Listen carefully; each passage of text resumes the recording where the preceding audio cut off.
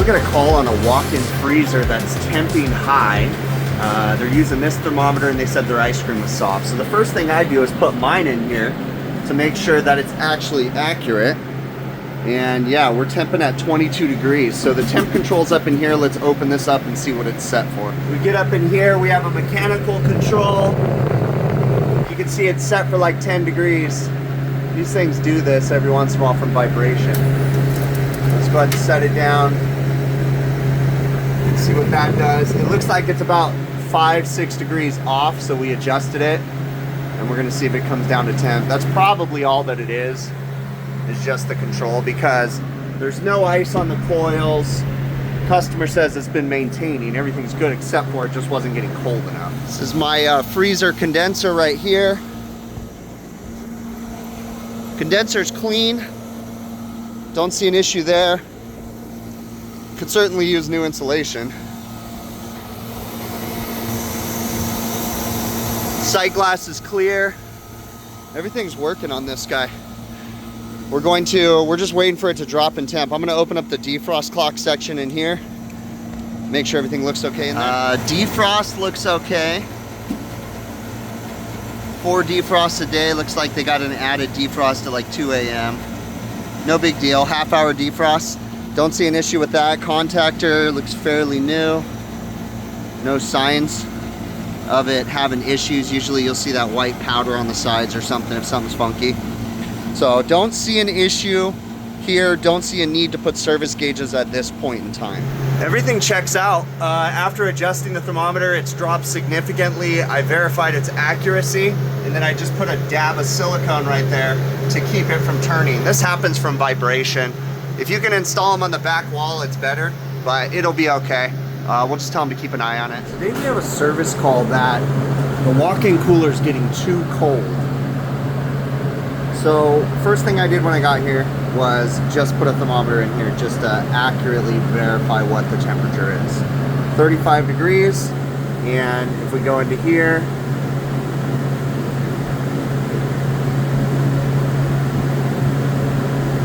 scroll through, box set point is 37, box temp is 35. Now, I just turned it up to 37. It was a 35 degree set point, but I don't think that's the problem.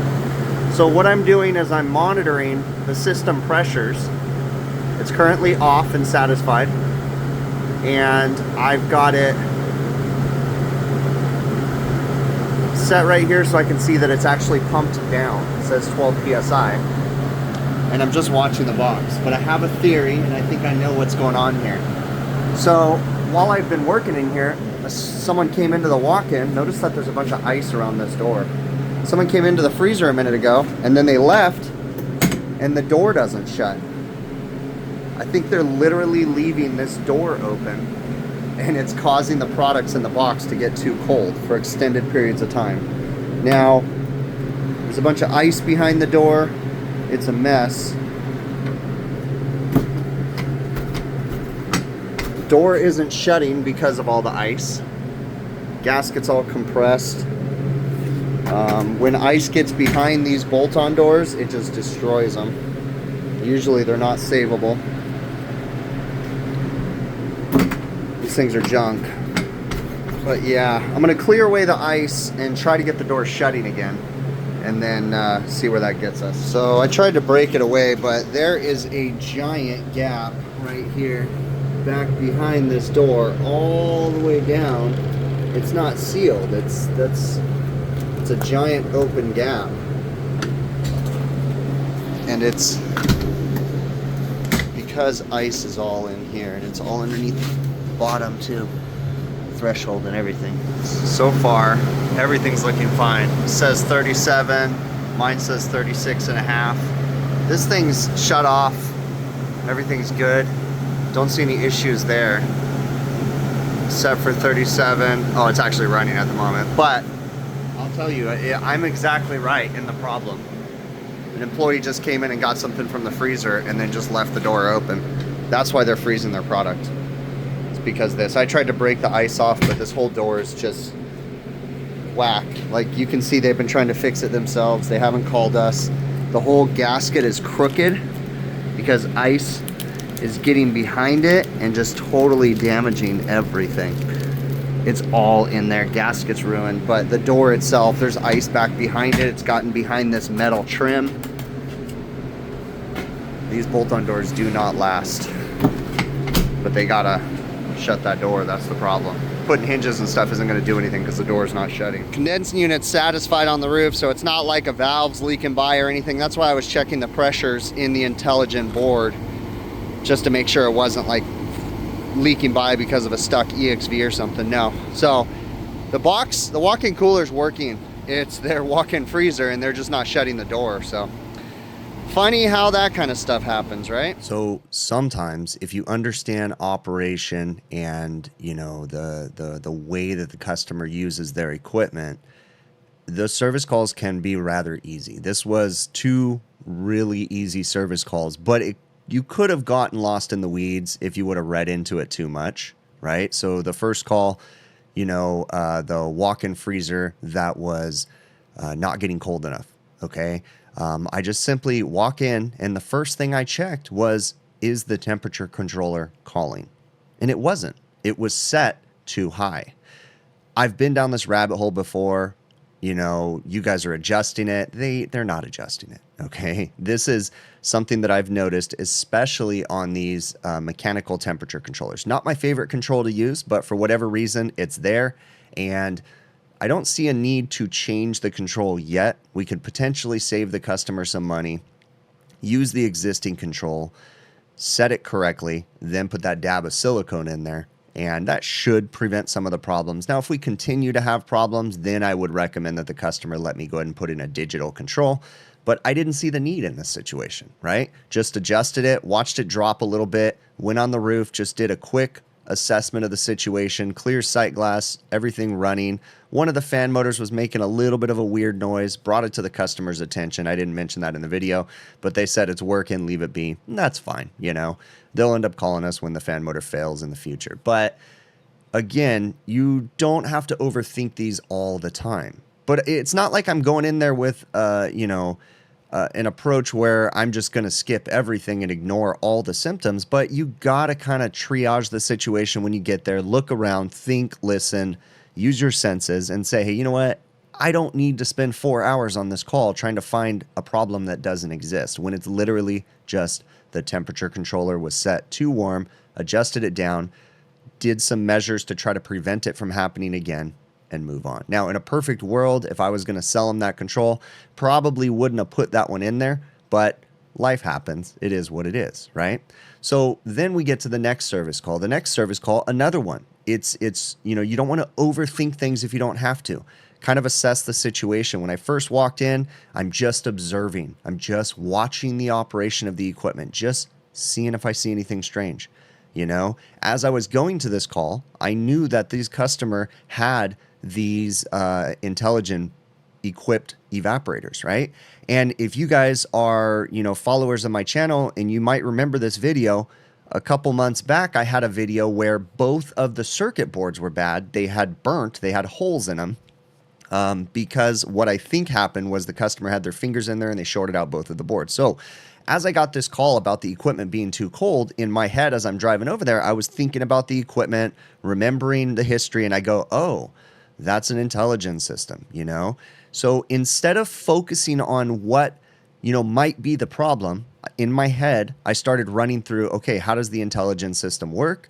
Intelligent by Heatcraft, and how does it work? You know, going through the sequence of operations. So that way, when I got on site, I was a little bit more versed and it was fresh in my mind. And it's like, okay, here's how this works. So I put my temperature probe up there, saw that their thermometer, the complaint on that walk-in was that the walk-in cooler was getting too cold. The temperature was 30 degrees inside of the walk-in cooler. Okay, they were freezing some of their product. So initially, my first thing is, let's verify that the intelligent circuit board and display and everything is actually reading the accurate temperature, right? Because if a temperature sensor was failing and it was reading higher than normal, then the system would continue to run. Again, I was thinking about the sequence of operation and how this system works as I was driving there. So first thing I did, threw my thermometer up there, verified that their thermometer was within a degree or half a degree of what mine was reading. Okay, So the temperature sensors look to be okay. Next thing, as it's satisfied, well, first off, it was set at 35 degrees, and that was probably okay. That equipment's been set at 35 for a long time, but I went ahead and bumped it up 2 degrees to 37, okay? And went ahead and checked the differential. The differential was 2 degrees, so it's going to get up to 39 in the box. That's fine, okay? So I did make an adjustment to that, but after I made that, I watched the system satisfy, because then I set it for 37. It was 35 degrees in the box, so I watched it satisfy. Didn't even have to apply service gauges, just looked at the intelligent display. I could see the pressure readout on the display, showed that it was pumping down, the pressures were lowering down, and I watched the system, again, just observed. And as I was standing in there, just watching my iPad, just observing the operation, one of the employees walked in and walked right out, went into the freezer, walked out, and then I noticed it got really cold in that box. And I look over, the door's wide. Well, the door's open, 8-9 inches. And it's like, oh, I know what happened here. So again, sequence of operation, my brain's spinning, the little hamsters just going crazy in there. And then it dawned on me, they're leaving that door open. But I didn't just jump to that conclusion. I watched for a little bit longer. I went over and I shut the door and then watched the system operate for a little bit longer. Sure enough, someone walks in again. Boom, door open. Okay. And then I watched it again another time. So 3 times I saw the customer come into the box and leave the door open. Okay, I think I know what's going on here. But verified, opened up the side of the coil, looked at the EXV, make sure it wasn't frosting up, went through the display settings, made sure nothing else funky was going on in there.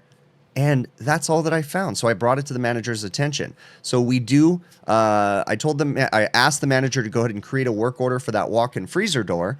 So that way we can quote a new door. The whole door is trashed. I'm telling you, when ice gets behind those things, it just starts destroying everything. Ice is so impactful when it comes to walk-in equipment. Next thing we'll do is we'll submit a quote, like I said, to replace that door. And then once we get that replaced, they should have no more issues. You shouldn't have any ice building up. I did have a conversation with the manager because that much ice doesn't happen overnight. It doesn't just like, boom, the door heater goes bad, so there's tons of ice and the door is ruined. No, it happens over a long period of time of the customer not placing a service call when the ice starts to form. So at first, when ice starts to form, it's repairable, totally repairable if the customer called on it when it first happened. Within the first week, heck, probably within the first month. I think that's been going on for months and months, and it's got to get to the point where ice can get back behind it and just destroy everything, lift up the threshold. That door is trashed. It's done. All right. So service calls are not always like epic, really long service calls. Sometimes they could be super easy ones, but it's important to remember to triage the situation, think about it logically, don't jump to conclusions, try to prove your theory, and just do your best to try to solve the customer's problems. All right. I really appreciate you making it to the end of the video. Thank you so very much. If you haven't already, please consider subscribing to my YouTube channel. It's a great way to be updated for when new videos come out. Typically, I put out 2 videos a week, typically on Thursdays and Sundays, and then I do live streams typically on Mondays. But stuff happens, work gets in the way. Sometimes I don't always keep up with that schedule, but I try, okay? If you're interested in supporting this channel, there's a couple different ways, but really the easiest way to support this channel is just watch the videos from beginning to end. That really is the easiest way. You can also go to my website, HVACRvideos.com, where we have merchandise available. These hats right here are available on there. There's a couple different designs, but this one right here is my favorite. It is a flex fit. It is a black underbill. All right, so really important so my fingers don't stick to it. It is a breathable material. It's really hard to explain, but I'm looking through this hat and I can see light, but it's not a trucker hat, okay? It's just very breathable, does really good in the summer. No other designs on it other than the HVACR acronym and my color scheme. That was by design, so that way people can wear these hats at work and potentially not violate work uniform policies because it just says HVACR, right? Doesn't say HVACR videos with my logo or anything. It's just the HVACR acronym with my color scheme. So I thought these were cool because they're just a great hat to wear out in the summertime and the wintertime, and you can actually, wear them outside of work if because they don't get too dirty, or at least you can't see the dirt because of the black underbill. So anyways, there's a couple other different hat designs, sweatshirts, t-shirts, all that good stuff, stickers.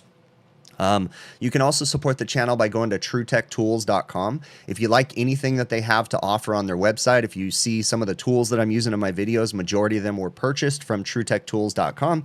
If you like them, I have an offer code or an affiliate code set up with TrueTech Tools. So when you're in the checkout procedure, if you use my offer code Big Picture, one word, you'll get an 8% discount on majority of the items on their website. There's a few things it doesn't apply to, but when you do that, I get a small commission. It's an affiliate commission, okay? So I get a small commission. Again, another great way to help support the channel, okay? You can also support the channel via PayPal, Patreon, and YouTube channel memberships, all of which are monthly commitments that you make. It just charges your credit card the amount that you choose on a monthly basis. There's links in the show notes for all of those if you're interested. Again, I really, really appreciate you. Thank you so very much. Feedback, comments, need to talk to me, shoot me an email to hvacrvideos@gmail.com, or you can attempt to put it into the YouTube comments. I'll try to get to them. Again, thank you so very much, and we will catch you on the next one.